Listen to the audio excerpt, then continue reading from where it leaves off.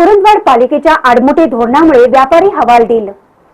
कुरुंदवाड पालिकेने कोट्यवधी रुपये खर्चून मटन मार्केट उभारलं, मात्र ते सध्या पालिकेच्या आडमुठे धोरणामुळे धुळकात पडलं आहे। तर दुसरीकडे सध्याच्या मटन मार्केटमधील व्यापाऱ्यांची अवस्था दयनीय झाली असून मटन मार्केटला गटारीचे स्वरूप प्राप्त झाले आहे। आपण पाहत असलेले कुरुंदवाड पालिकेचं मटन मार्केट इथं असणाऱ्या व्यापाऱ्यांना पालिकेने कोणतीही सोय उपलब्ध करून दिलं नसल्याने मार्केटला गटारीचं स्वरूप प्राप्त झालं आहे। मांस विक्री दुकानातील सांडपाणी बाहेर जायला गटारच नसल्याने सांडपाणी तुंबत आहे, त्यातून सुटलेली दुर्गंधी ग्राहकांना असह्य करत आहे।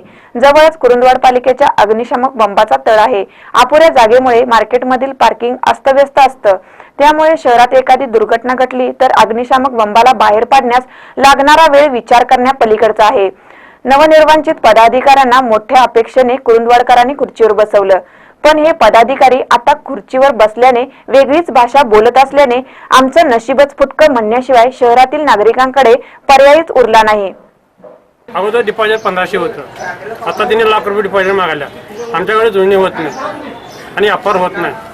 आम्ही आहे ते डिपॉझिटवर जाणार, ते भाडे काय अजून ते अंक भाडेच काय 10,000 12,000 वर्षाला म्हणाले ते।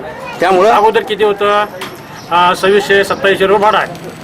पालिकेने कोट्यवधी रुपये खर्चून उभारलेल्या मटन मार्केटमधील गाळा म्हणजे व्यापाऱ्यांना आभाळाला गवसणी घालण्यासारखं वाटतं आहे, कारण पालिकेने मागितलेले डिपॉझिट आणि भाडं हे व्यापाऱ्यांच्या आर्थिक गणिताच्या पलीकडचं आहे। त्यामुळे नवनिर्वाचित पदाधिकाऱ्यांनी गेल्या अनेक दिवसापासून भिजत पडलेला प्रश्न तत्काळ निकाली काढावा आणि कुरुंदवाड नगरपालिकेची होत असलेली बदनामी थांबवावी, अशी मागणी व्यापाऱ्यासह ग्राहक आणि नागरिक करीत आहेत। महानकारी न्यूज साठी कुरुंदवाडहून मोहन जमादार।